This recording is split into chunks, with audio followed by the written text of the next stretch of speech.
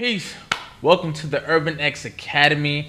Thank you guys for joining me. I'm Malcolm. I'm here with a special guest, Alain Fontin, and we're going to talk about his clothing brand, Scully. So happy that you can join me today. What's up, man? Appreciate. How you doing? I'm great, man. So right now we are in the middle of our own merch sale right now, but I know you do the same thing. So I want to get your story and how you got started. I have your website pulled up. I've been looking at it for the past couple of days. A lot of really dope stuff. So first Good. off, I want you to tell the people like where you're from and how you got started.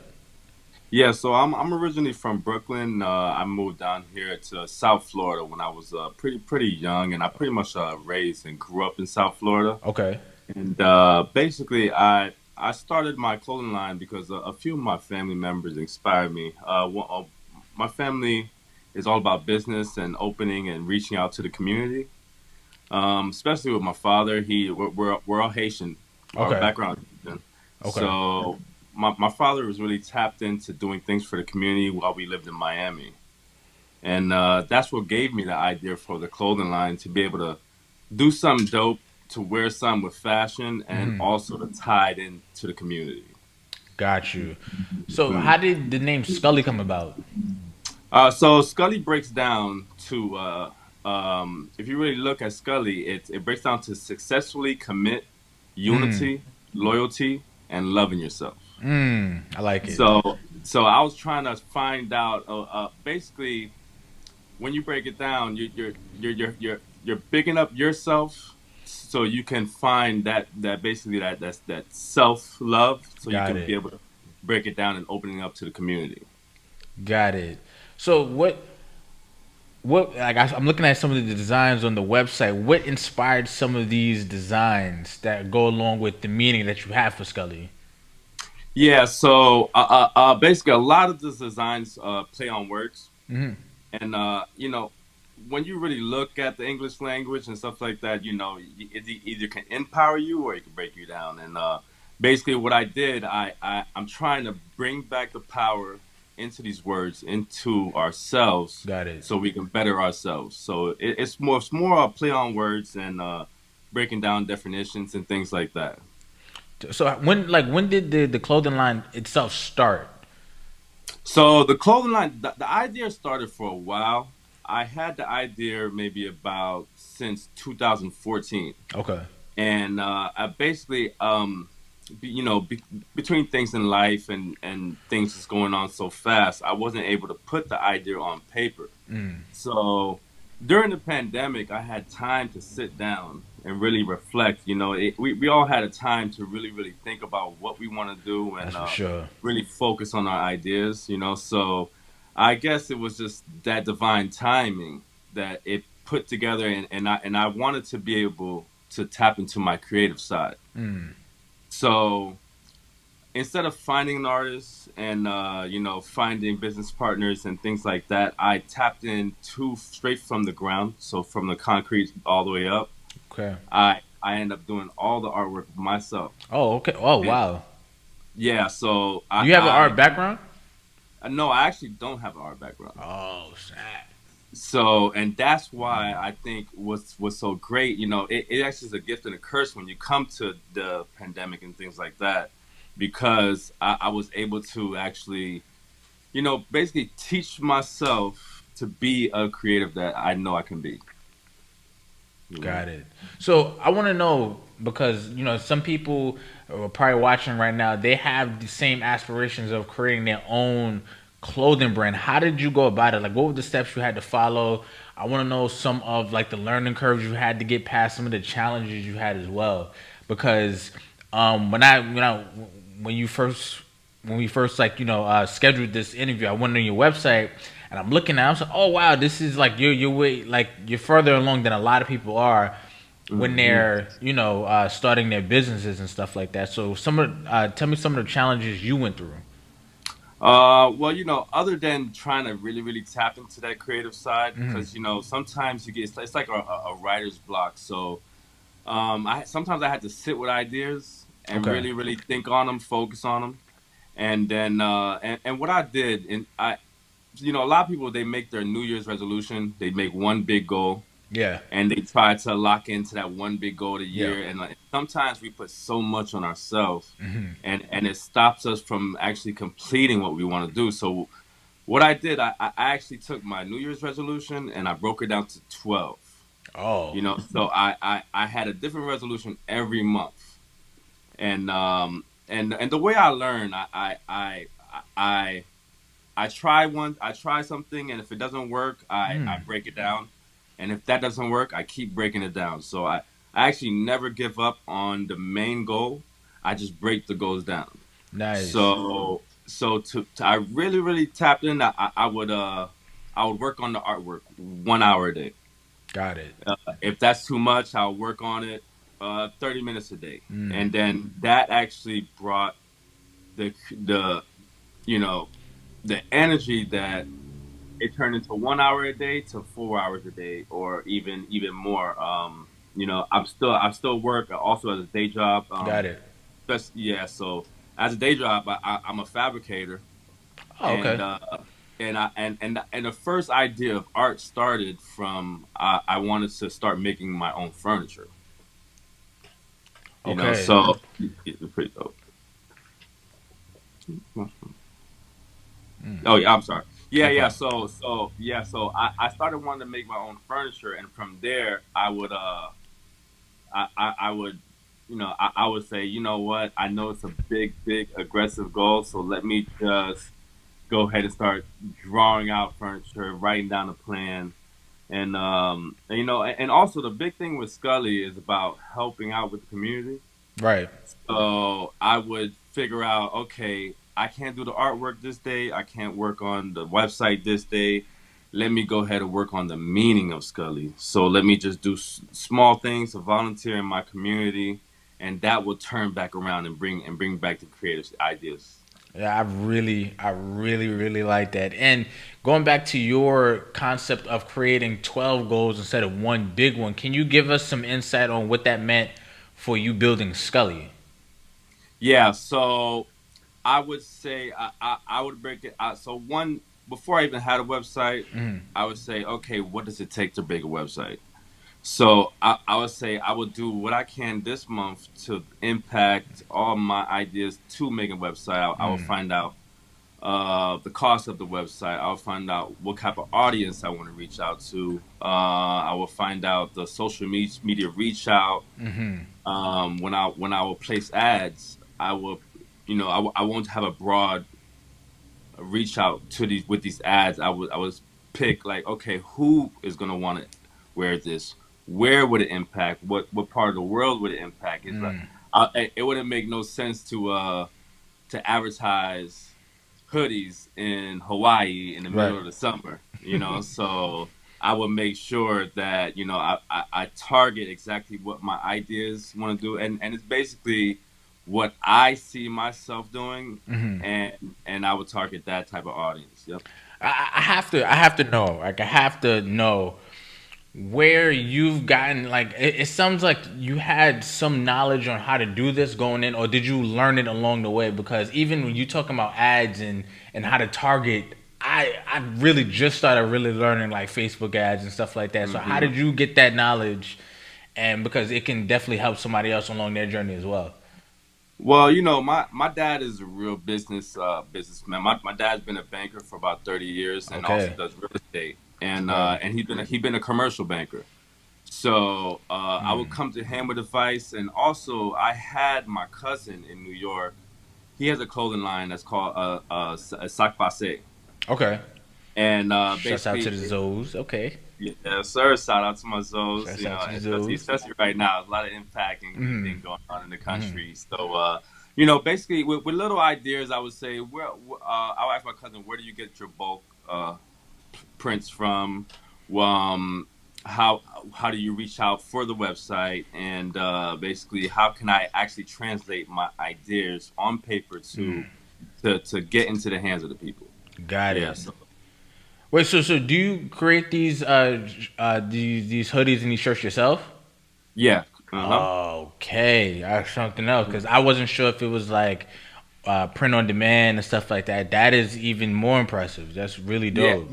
So when I first started, that's something that big that one of my family members with the clothing line, they're like, start off with print on demand, get the idea out there, get the business out there, build a foundation, and then from there you will be able to do anything that any idea that you had, you're able to go work. You basically going forwards, working backwards, and go forward. Got it.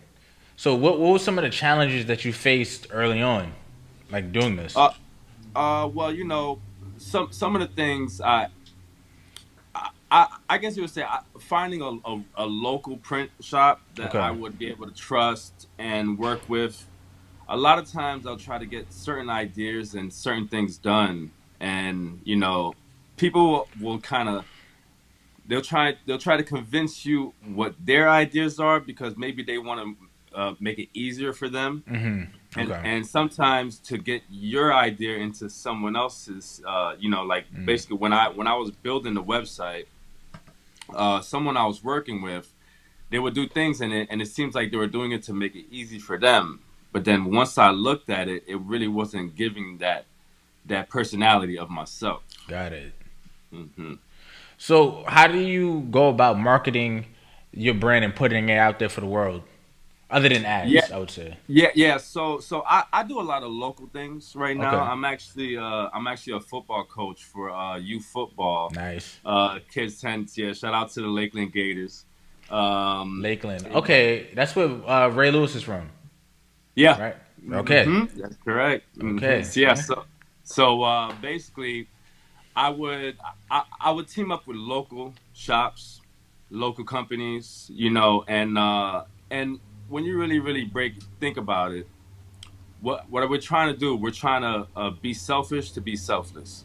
So we're trying to better ourselves so we can better everyone else. So there's no way you can actually do things for anyone else unless you actually build a foundation for yourself.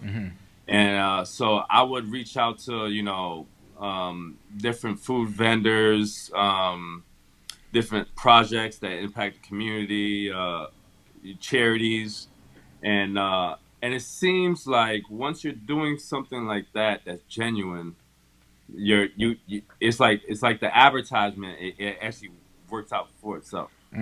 That's You know. that was I had to write that down. That was a bar. I like that. Hmm. Super, Appreciate it. super dope. So, Yeah. what do you see this going forward for yourself? Well, I right now we're I'm really focused on first things first. We're having our fall line Nice, drop. We're having a whole drop of hoodies and nice, a whole drop of custom Scullys. nice. And then also what I really want to do. I want to. I'm right now we're working with some lawyers to do some reform when it comes to the justice system. I'm trying to impact my neighborhood in that way when it comes to reaching out for kids. Um, I want a brand that we can actually balance when it comes to the artwork, and then when it comes to the impact in my local community. Hopefully, one day we can be able to broaden and inspire other people in their neighborhoods, so they can know that they can do exactly anything they want to do. I at one point I figured that if all the kids that are growing up, if they see that they can be able to do anything they want, not going the traditional route, um, then it's like you being home all the time and your son sees, like, you know what, my dad is here with me, and we'll be able to make a living, and he's able to be creative and get his ideas. So imagine a whole generation of kids that are not actually going the traditional route of schooling, but being able, it's like homeschooling your kid. Well, they'll be able to graduate when they're 15. Right. So I figured that, and I've really done this for my nieces and my nephews because I want to show them that they can take an idea and be successful with it, and also impact their lives and other people's lives around them. That's great. So you mentioned a new fall line, right? What Hmm. is your, I guess, process for creating new designs and knowing which ones will work? which ones that you thought about and you said, that might not be the one. How do you go about that process? Well, I have a good creative team, Okay. especially when it comes down to family. I reach out to them, and I always have my ideas, and I'm kind of stubborn sometimes on my Okay. ideas, so I'll have to reach out to other creatives, Mm. and I figure that sometimes if you ask maybe a friend or so, they're actually not gonna tell you their exact. So I would reach out to people that I had problems with, and they'll be like, you know what, I don't like that. I don't like that. I like Mm. this. I like that. And that actually helped me, basically just not be too stubborn on my ideas, and also I try to stay not exactly with the trend. I try to stay one step ahead of the trend. So I look into different countries' other fashions, and Okay. I try to replicate that to mine. So especially when it comes to fabric and different texture. Okay. Like right now, we might have a hoodie. We're having a hoodie right now that has three different embroideries, Mm. but material is still light and heavy, and so light and able to keep Take you it. warm. Mm. Yeah, and with the fashion. So basically, it's real big with me, especially being a Virgo. Sometimes you overthink what's going on, Got it. and so I would make about. I get the same. I'm the same way. Same way. I already know it. Yeah, so Yeah. I'll make about 50 designs to pick for. You know, Yeah. and and basically the process of elimination is, what's right. I'll sit on it, and if it doesn't spark me in the morning or the week after, then I know that it's something I really have to work on, or it's not ready to come out yet. Got it. So I know you're in South Florida, right?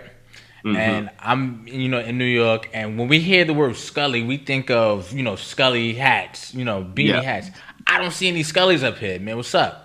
Yeah, so I right now we actually have a custom Scully line about to come out, Okay. and so Okay. so so we're gonna come out with six different Scullys. Okay. And then because that's the first thing, like the first thing I'll talk, especially my because the one of my like best editors are my nephews. Hmm. All right, so they'll be like, "Where's the Scullys?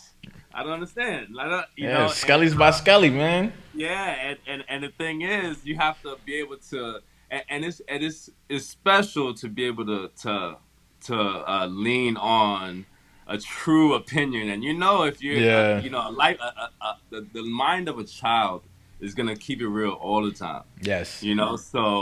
so yeah, so we have a bunch of Scullys coming out right now, some embroidery, some DTC print. Nice. So yeah, that's a big thing, and also we dropped about 6 months ago in the summer, and I would we were leaning just for I was leaning just for the fall drop, Got and it. Okay. yeah, so my dad being my dad working in business, he says, no, actually go ahead right now, drop some summer ideas, and be able to get the kinks out, so when the fall comes, you'll be ready and pretty much ready to put it out there. Yeah, that's great advice because anytime you launch something, you want it to be perfect. It won't be. You'll still be Yeah. tweaking along the way, and that's with anything. No matter what we've launched over here, like the Hmm. day of, it was like you putting out fires all day until you just kind of get it right. To So that was some great advice from him. Absolutely. Oh Super yeah, dope. absolutely. And So, something that really, really inspired me too is your not so subtleties. oh, thank you. Yeah. Yeah, because with us being able to have a play on words, it's like Hmm. you guys also have a play on words and pictures, and you put that together, and you really push it out with a message, and basically, that's kind of more focus that we're trying to do. We're trying to bring our power back to these words, because our words have power, Right. and words matter. Right. Actually, words equal matter. So. So I want to know, any future designs gonna have any inspiration from your Haitian heritage?